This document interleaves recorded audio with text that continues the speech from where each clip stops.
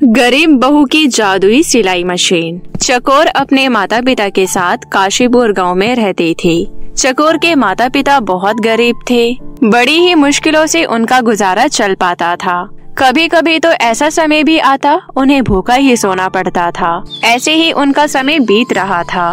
चकोर अब बड़ी हो चुकी थी। वो घर का खर्चा चलाने के लिए सिलाई किया करती थी। चकोर शादी लायक हो चुकी थी, इसलिए उसके माता पिता उसकी शादी को लेकर हमेशा परेशान रहते, क्योंकि जो कोई भी चकोर को देखने आता दहेज न मिलने के कारण इनकार करके चला जाता। आखिरकार काफी रिश्ते देखने के बाद चकोर की शादी मोहित नाम के लड़के से तय हो गई। चकोर के माता पिता बहुत गरीब थे, लेकिन फिर भी उन्होंने चकोर की शादी के लिए कर्ज लिया और लड़के वालों की सारी मांगों को पूरा किया। इतना सब कुछ करने के बाद भी चकोर के ससुराल वाले बिल्कुल भी खुश नहीं थे। चकोर जब अपने ससुराल पहुंची, तब उसकी सास ललिता ताने देते हुए बोली, मुझे तो लगा था इसका बाप दहेज में 2-3 लाख रुपए देगा, पर दहेज के नाम पर 2-4 सामान देकर लड़की को विदा कर दिया। मुझे क्या पड़ी थी इस गरीब लड़की से शादी करने की? माँ, तुम ही ने कहा था अच्छा खासा दहेज मिलेगा। अब तुम बना के रखो इस लड़की को इस घर की बहू रानी, लेकिन उसे मेरे कमरे से बाहर निकालो। मैं भी देखती हूँ ये लड़की दहेज कैसे नहीं लाती। जब तक ये 2 लाख रुपए और तेरे लिए चमचमाती गाड़ी लेकर नहीं आती, मैं इसे घर में चैन से रहने नहीं दूंगी। तू बस देखता जा बेटा। माँ, तुम्हें जो करना है करो, लेकिन उसे मेरे कमरे से बाहर निकालो।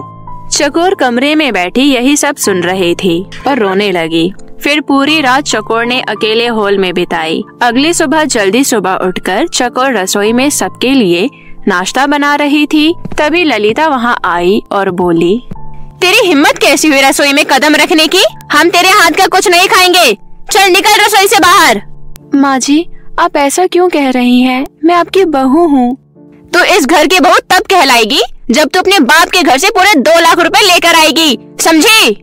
तभी वहाँ मोहित आया और बोला, और हाँ माँ, इससे कह दो ये मेरे कमरे में भूलकर भी कदम ना रखे जब तक ये अपने बाप के घर से पूरे 2 लाख रुपए लेकर नहीं आती। मैंने तो बहुत बड़ी गलती कर दी तू जैसी गरीब लड़की से शादी करके। ललित और मोहित की बातें सुनकर चकोर रोने लगी। अब यहाँ खड़े खड़े टेस्ट हुए मत बहा। जा अपने बाप के घर और पूरे 2 लाख रुपए लेकर आ, और अगर पैसे नहीं लेकर आई तो यहाँ कदम रखने की जरूरत नहीं है। मैं अपनी बेटी की शादी किसी अमीर लड़की से करवा दूंगी। अपनी सास की ये बात सुनकर चकोर दुखी होकर अपने माता पिता के घर गई, लेकिन अपने माता पिता के बुरे हालात देखकर वो उनसे कुछ नहीं कह पाती और वापस अपने ससुराल लौट आई। चकोर को घर वापस आता देख उसकी सास ललिता बोली, आ गई तू? चल जल्दी से 2 लाख रुपए दे। माँ जी, मेरे माता पिता की हालत ठीक नहीं है और आप तो जानती ही हो हम कितने गरीब हैं। मेरे पिता आपको इतने सारे पैसे कहाँ से ला कर देंगे? क्या कहा? पैसे लेकर नहीं आई? मैंने कहा था कि अपने बाप से पैसे लेकर ही आना, तो क्यों नहीं लाई? इतने में मोहित बोला, माँ, ये ऐसे नहीं मानेगी। मेरे लिए जो प्रिया नाम की अमीर लड़की का रिश्ता आया था ना, आप उसके परिवार को शादी के लिए हाँ बोल दो और इसे घर से निकाल दो। नहीं नहीं, आप लोग मेरे साथ ऐसा मत कीजिए। पहले से ही मेरे पिता बीमार है। अगर उन्हें ये सब पता चलेगा तो वो तो जीते जी मर जाएंगे। बंद कर अपनी नौटंकी। चल अब तो निकल यहाँ से। तेरे इस घर में कोई जगह नहीं है, समझी? माँ, इस मनुष्य को जल्दी से घर से बाहर निकालो। प्रिया मुझसे मिलने आती ही होगी। अगर उसने इसे यहाँ देख लिया तो वो शादी के लिए मना कर देगी और हमारे हाथों से अच्छी खासी मोटी रकम निकल जाएगी। मोहित और ललिता दोनों चकोर को धक्के मारकर घर से बाहर निकाल देते हैं। हे भगवान, अब मैं कहाँ जाऊँ? अगर मैं वापस अपने माता पिता के पास गई तो वो मेरी ऐसी हालत देखकर मर ही जाएंगे। अब मैं कहाँ जाऊँ? मेरा मर ही जाना बेहतर है। इतना कहकर चकोर चलते चलते एक नदी के पास पहुँची और जैसे ही वो नदी में कूदने लगी, तभी वहाँ एक औरत आई और उसका हाथ पकड़कर उसे पीछे खींच लिया। ये तुम क्या करने जा रही थी बेटी? अम्मा, मैं जीकर भी क्या करूँगी? मेरे दुखों का अंत मेरे मरने से ही है। बेटी, अगर दुखों का अंत मर जाने से ही हल होता है तो इस दुनिया में कोई जीवित नहीं रहता, क्योंकि हर किसी के पास कोई ना कोई परेशानी है। इसका ये मतलब नहीं कि हम अपनी जान देने लगे। ये तो कायरता है बेटी।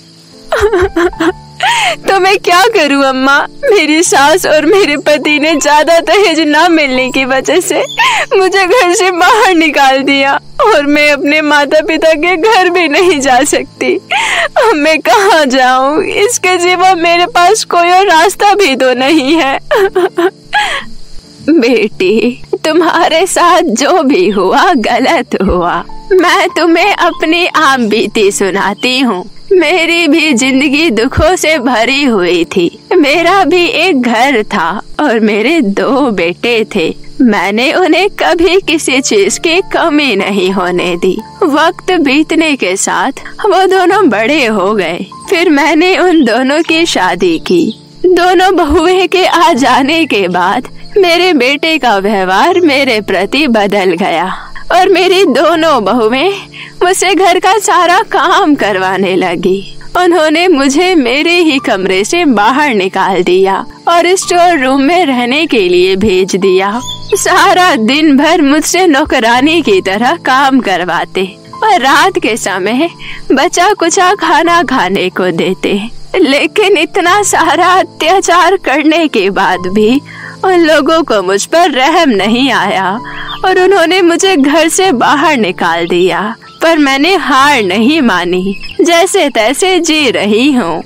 बूढ़ी अम्मा की बात सुनकर चकोर रोते हुए बोली, अम्मा, मुझे समझ आ गया है मैं कितना गलत कदम उठाने जा रही थी। आपकी बातों से मुझे इस बात का एहसास हुआ कि चाहे हालात जैसी भी हो, हमें हिम्मत नहीं हारनी चाहिए बल्कि उसका सामना करना चाहिए। तो फिर चलो बेटी मेरे साथ मेरे घर पर, मैं तुम्हारी मदद करूंगी। फिर तुम्हें कभी किसी मुश्किलों से गुजरना नहीं पड़ेगा।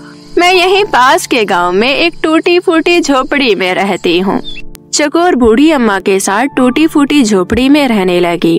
कुछ दिन ऐसे ही बीत गए। चकोर अब काम की तलाश में यहाँ वहाँ भटकने लगी, लेकिन उसे कहीं भी काम नहीं मिला।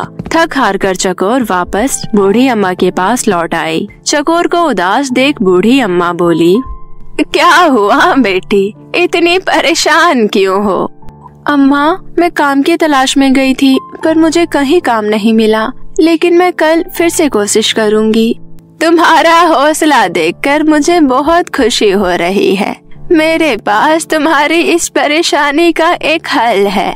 मेरे पास एक पुरानी सिलाई मशीन है। तुम चाहो तो कपड़े सिलकर पैसे कमा सकती हो। अम्मा, आपके पास सिलाई मशीन है? ये तो बहुत अच्छी बात है। मुझे सिलाई करनी अच्छे से आती है। मैं आज से ही कपड़े सिलना शुरू कर देती हूँ।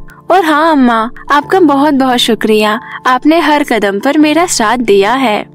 बेटी, मैंने सिलाई मशीन तुम्हारे कमरे में रख दी है, तो देर किस बात की? तुम आज से ही कपड़े सिलना शुरू कर दो। चकोर जैसे ही कमरे में गई, वहाँ पर बहुत सुंदर सिलाई मशीन रखी हुई थी। वो जैसे ही मशीन पर कपड़े सिलने बैठी, मशीन खुद ब खुद कपड़े सिलने लग गई। चकोर ये देखकर हैरान हो गई और घबराते हुए बूढ़ी अम्मा के कमरे में गई, पर बूढ़ी अम्मा उसे कहीं नजर नहीं आई। चकोर ने उन्हें हर जगह ढूंढा, लेकिन अम्मा उसे कहीं नहीं मिली। अरे, अम्मा कहाँ चली गई बिना बताए? तभी वहाँ एक औरत आई और बोली, मैंने सुना है तुम बहुत अच्छा कपड़ा सिलती हो। क्या तुम मेरे लिए सुंदर सा गाउन सिल सकती हो?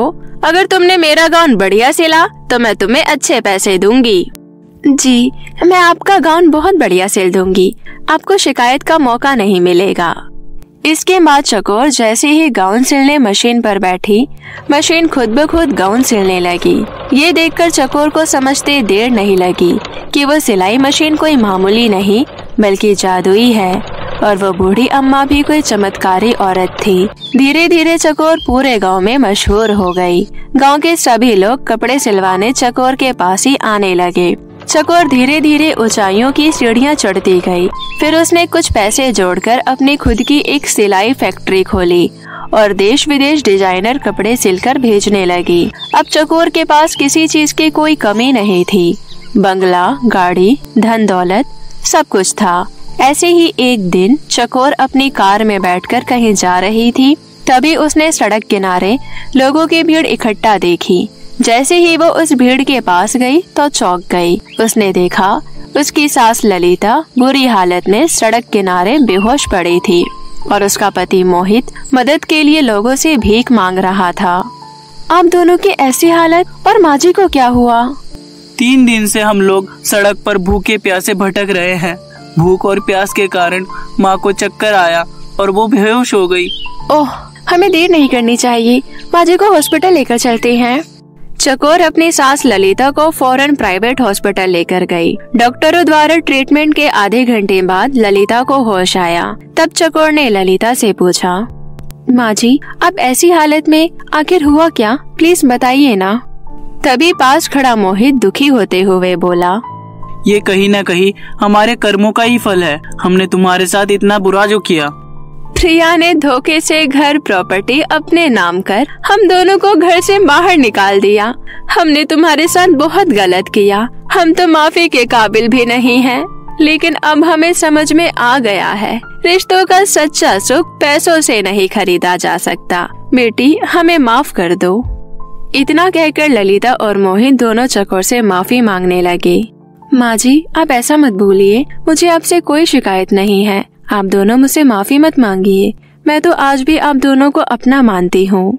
उस दिन के बाद से चकोर सारी पिछली बातें भूलकर अपनी सास और पति के साथ हंसी खुशी रहने लगी। तो मेरे प्यारे दोस्तों, कैसी लगी आपको हमारी ये कहानी, हमें कमेंट करके जरूर बताएं और इसे अपने दोस्तों के साथ भी शेयर करें। और हाँ दोस्तों, अगर आपने अब तक हमारे चैनल को सब्सक्राइब नहीं किया है तो जल्दी से नीचे लाल बटन दबाकर अभी कर लें। तो मिलते हैं आपसे फिर किसी नई कहानी के साथ। तब तक के लिए आप अपना ध्यान रखें। धन्यवाद।